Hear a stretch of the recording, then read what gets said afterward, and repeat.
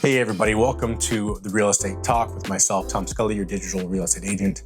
This is going to be the first and hopefully many in this series that I'm calling the Experts Series, where I sit down and I have a conversation with people in the real estate industry, but that are not real estate agents. So in this case, obviously a mortgage person, as you're going to see shortly, but everybody from mortgage to legal to arborists to anything that have to do with either maintaining homes, purchasing homes, doing the financing homes, whatever it may be. Somebody they might come across in your home ownership or the real estate process itself. And today, for the first person I wanted to choose is someone that I've known for quite some time. Her name is Rasha Ingratta, and Rasha is a very well-trusted mortgage professional.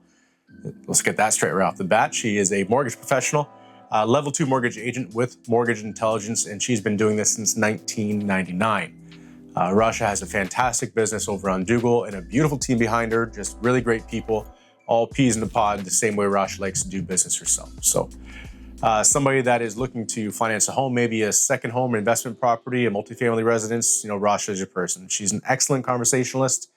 She's very good at communicating the process, communicating all of the ins and outs of the real estate industry when it comes to mortgages, and just a lovely human being, one of the best people I've ever come across on this planet. Really is just an awesome person.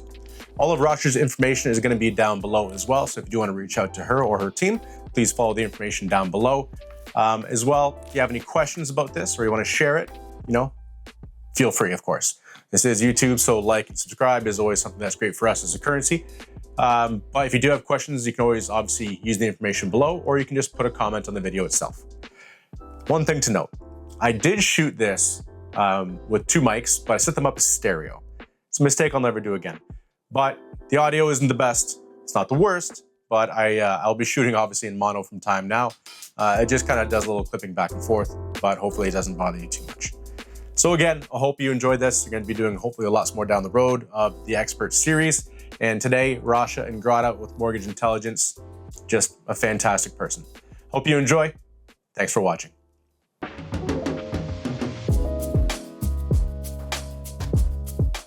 So obviously, first and foremost, Rasha, it's a pleasure to see you again.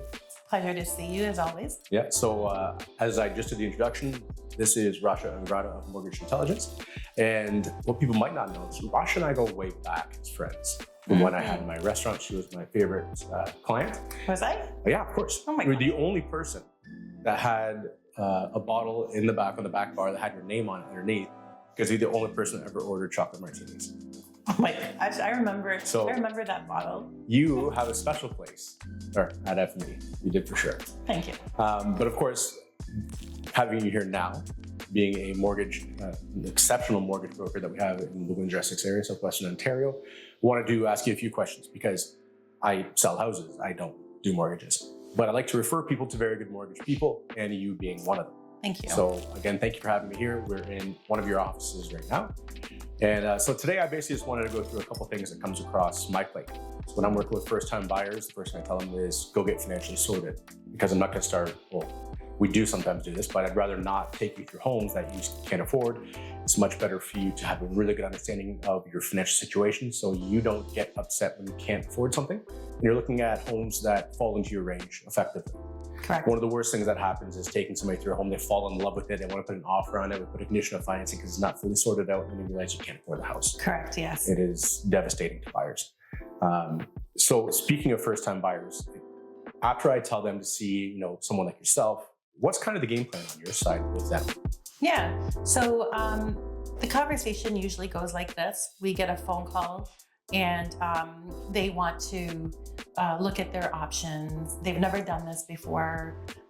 You can kind of feel that they're a little bit unaware of how to move forward, but they don't really want to, they don't know where to start. Is really where the conversation should start. Well, it's not like a normal conversation like, oh, I know exactly what mortgages are. I've never done it in my life. That's why we have someone like you. I mean, don't get me wrong. They call and then they've done some Googling and all of that, interest rates and all of that. But things like, so then I usually try to ask questions and figure out where they're at with everything. Okay? Yeah. So questions like, what price range are you looking at? Like what price range have you been looking at? And what areas? Is it Windsor? Is it Tecumseh? Is it Lakeshore? Things like that. It's important because it will that will determine why is it important, because in Tecumseh, the same house in Lakeshore might have a $3,000 property tax. Oh, for sure. To it. In Windsor or LaSalle, it might be $4,500. Yeah, and that's something that people don't really realize on a regular basis is property tax is very important in this process. Right? Yes. So when you're looking at homes, newer builds are going to have those premium property taxes on them. Correct. Whereas a lot of these resale homes are quite a bit lower. Yeah. And then I ask things like, how many people are going to be on the application? Yeah. Well, it's me and my girlfriend that are purchasing this home. Sometimes there's credit issues. Sometimes there's not enough credit. Income is a big factor. So you've got, especially right now in Windsor, we've got people that work for unions, and they have multiple T4s. So the average individual thinks that they work full-time, but they work full-time. These guys that work for the union work like a lot of hours, right? Yeah. But lenders are going to ask for T4s. They're going to ask for how many employers did you have in the last couple of years? So we take all those T4s and we have to average them. We have to take the 2-year average. So if you think you made $100,000 a year, maybe you didn't. So if you went online, because there's a lot of applications online where you can simply put in there, I made $100,000, because that's what you really think you made. But if you work for the union, lenders are going to do a 2-year average. So if you made 100 last year and you made 80 the year before, then you're 90. That's 90,000. That can really make a difference in what you qualify for. For sure. So it's not just, obviously you need to understand the location and what they're looking for and the type of house. Yes. The location is very big because property taxes, of course. Not just because property taxes, you have to worry about paying them as someone who owns a house, but also worry about that being in your mortgage application. Correct. Which people don't really see right away. Property property taxes in the mortgage application do make a big difference. If you miss putting a property tax amount in the mortgage application and you tell a client that they're approved for $500,000, and then a week later they've put an offer on a home, and you've come back and you're like, ooh, I forgot to put $3,000 in the property application. Now they don't qualify for this home, and they've gone out and looked at 15 homes. This could be a big piece, for sure. Right? So do you see how important it is? Yes, I do. Down payment. There's so much we could talk for hours, but there are so many important things to ask for in that first 5-minute conversation. That when a client calls, we talk about down payment. Where is it coming from? A lot of people don't see the importance of where the down payment is coming from. Why do we ask for 90 days history? Banks ask for 90 days history. The reason being is because if there's a big lump sum that went into your bank account and there's no reason for that, the lenders want to know where it came from. Yeah, because they would have to do basically the same thing we do with FinTrack, right? Anything that's larger than 10,000, you need a FinTrack on. Correct. So if they see a large sum going into a bank, that's you need to be asking questions. A lot of times it's usually a gift from parents, and as long as we have a gift letter, there's a few steps that we need to do to make sure that we prove you got to check those off. Yep. Make sure that's done. I have a client that just I did a 90-day history, and there was about $32,000 that went into his bank account. It was from his employer. It was a bonus. Yeah. So as long as we can prove where the money came from. Right now, a lot of people are getting tax refunds. Yeah. So it's coming from the CRA. So as long as, again, we could show the lender this was a tax refund. Yes, and there has to be a paper trail. There has to be a paper trail. And that brings it to another just small side point. I have some clients that when they're putting a deposit on the house even, they forget that it's tied into investments. And if you're pulling it out of investments, a couple things happen. One, if it's a large chunk of money, it's gonna take a few days, right? So something like, oh, I have this money for a deposit. And I have to be like, is it liquid? Or do you have it tied up? Is it into a fund, or is it into something you need to pull out on? Because the one is going to be income, right? That you're pulling. Say it's pulled out of just an investment bank that you have. You're going to be that's income onto yourself as well. Yeah. And if it's a large amount, it's going to take a few days to clear. So I usually have 24 hours to make sure that's in. That's not going to be in for a while, is it? So that's the big thing, at least on my side. I'm not sure if you see it on your side. Oh, yeah. So when we do an application, there's a section where we put in all the assets. Yeah. So if the money is coming from an RSP and there's no money in the bank, we have that conversation with the client. So when you're going to put an offer on a home and you're going to put $10,000 deposit, where is that money coming from? Exactly. Right? Yeah, it's coming from my RSP. Okay. So a lot of times you think, you're just going to take the RSP money out before closing. Well, you're going to need that for the deposit. Yeah. You know what happens all the time? We just did an application and we put all your liabilities in the application. The client then says, I'm just going to take that from my line of credit. Right? Yeah, so that's an added liability. I now have to add $10,000 to the application. And lenders will always use 3% of that $10,000 as a liability payment or an obligation payment monthly. Yeah. Even though usually on lines of credit, the payment is like $100 a month, but the lender will look at 3% of $10,000. That's $300. That can affect how you qualify for a home. Well, no question. Right? No question. So you already got the top of your limit. Now that comes through, your financing might fall through. Exactly. Give a firm deal, you're in a problem. So do you see how that conversation is very important for the client to say, okay, you're taking out this $10,000 line of credit? No problem. We need to let the lender know this, that on closing, when you take out the money from your RSPs, you're going to pay that line of credit. Yes. Yeah. Right? Because the lender now is not going to approve you if you have that $10,000. Well, I shouldn't say that. Maybe you qualify even with the $10,000 line of credit. Yeah. But if your numbers are tight, there's a possibility it might not close. It might not. It might not be approved. And let me just remind anybody that does have a firm deal in place, thinking that this financing is in order. If you don't have your financing in order, it is not on the seller to make sure that you do. So you might have a firm deal, and you have to find that money, or you can be liable in court to pay it anyway.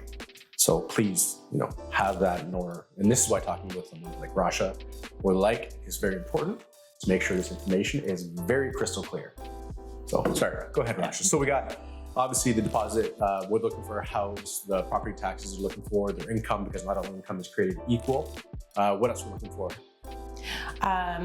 So down payment, income, credit. Credit is very important. Very important. So actually, it's funny because sometimes some people will say, I don't have really good credit. And I pull their credit. I'm like, I don't know what they're talking about. Like, they have really good credit, Yeah. Just because maybe they have a few balances on their credit, they think they don't have good credit, There's a difference between holding a balance if you're paying it, and holding a balance and not paying with poor credit. Correct. Yeah. But there are sometimes credit issues. There's credit issues in the past. And then now you have good credit. So a very good example today, I took an application for a gentleman and he has excellent credit. But 4 years ago, he had this family responsibility that is still lingering on his credit. It's been paid, but it's still showing. It falls off 6 years later. Yep. Okay. So I took the application. It's good to know about 6 years. Yeah, 6 years falls off. Yeah. So I took the application, summarized my application, everything. And just before you walked in, I got a response from my underwriter and he said, no problem, we can do this. Okay. Right. So it's just a matter of explaining, telling the story, what happened, right? Yeah. And proving that it's been paid. So the relationship with your broker is also very important. With our underwriters. So I've been doing this since 1999. Just a couple of years? Yeah, a couple of years. A lot of my underwriters have been with me for almost that long. One of my underwriters I've been dealing with since 2004. Yeah. I actually told him the other day, I said, when you retire, I retire. I'm like, you're not going anywhere. Because I just love my underwriters. They're amazing. We send the application for approval. It comes back within a couple of hours. Approved. Yeah. That's amazing. And then... when you say approved, that's like... Because some people have the idea that if it's approved, it's completely firmed up, they can go do whatever they want. Or sometimes that's the case, right?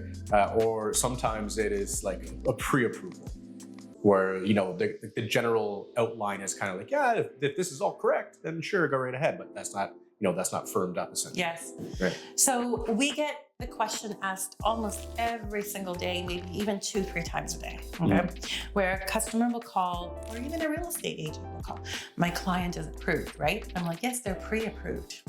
Yes, very different. So pre-approved means, and we do this at my office, when we do an application, we collect all docs up front. I have clients that even say to me, well, I went to my bank and they did my pre-approval. They didn't ask for all these documents. I'm like, well, you know, I want to make sure that what we're telling the lender, not that you're lying, right? But I want to make sure that what we're saying to the lender you make, we actually have it on paper. Okay. Yeah. So if you work at Chrysler and you make $90,000 a year, I want a letter of employment, a pay stub, a T4. Okay, because sometimes people think they might make something, but it really consists of bonuses or overtime or things like that. We want to make sure that it's all packaged up, ready to go. So when you put an offer, my package is ready to go for an approval. Okay? Yeah. Pre-approval is still pending one more item. It's waiting for that offer, that purchase. The firm, Right? So if we're sending all these income documents, the credit, everything looks great, I have a pre-approval on the client, okay?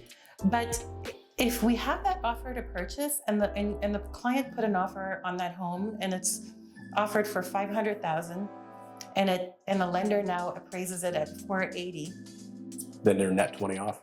Yeah. Right? And that's a big issue that we had during the pandemic as well. It was the biggest issue. A lot of issues because of how expensive the houses got and all the multiple bids were driving prices. And we found quite a few people that were stuck paying a pretty serious difference, which wasn't good for anyone. I've had clients where they've come to me and they were, again, that's what happened to them. Yeah. They were short $50,000 and they only had the 5% down. So for example, let's just talk numbers. You put an offer on a house for $500,000, 5% down is $25,000. Yes. The lender comes back and says the house is worth $480,000. Well, now you're putting 5% of $480,000. I don't know what that, but anyway, whatever that is. 20 grand. Plus $20,000. Plus the $20,000. So now you have to come up with the 5% of $480,000 plus $20,000. Because you put the offer at 5. Yeah, yes. Exactly. Right? So do you see why we always, I always try to even put it in an email, right? Make sure you put the finance commission. Because if you don't put it and this happens, what are you going to do? Do you have the extra $20,000? No. I have clients that tell me, yes, we do. We have it. And I'm like, okay. Then if you can put an offer on a house firm cash, house comes in at $480,000, you put in $500,000, you have the 5% down plus the $20,000, then at least you know now you're fully educated in knowing how to move forward. Yeah. And this happens in volatile markets happen quite a bit. And a good realtor as well will be able to at least, while we can't say exactly what a house is worth, if our due diligence should be here are good comparables. And these houses have all closed. And if there's a lot of houses the same price that look tic-tacs the same, little boxes on the house side, then there's probably a pretty good chance that it's around that. But it's still not a guarantee. It's still not a guarantee that it's that. So I definitely see where you're coming with that. That's a good added protection. Well, Rosh, we're going to do this again because I have a lot more questions for you, and I'm sure everybody's going to have more questions. But I really appreciate you having me out today. And hopefully you enjoyed this too. And just a little toast. Well, I'll shake hands to you. Cheers. There's no alcohol in here. No, not this time, but there might be next time. Thank you. Might be next time. But no, thank you again. And for everybody here, if this is useful, of course, I'm going to have Rash's information down below. Put comments down there, anything that you want to ask either of us, and I'll make sure that gets answered for you post haste. So thanks again. Thank you for watching, and we'll talk to you everybody soon. Take care. Bye.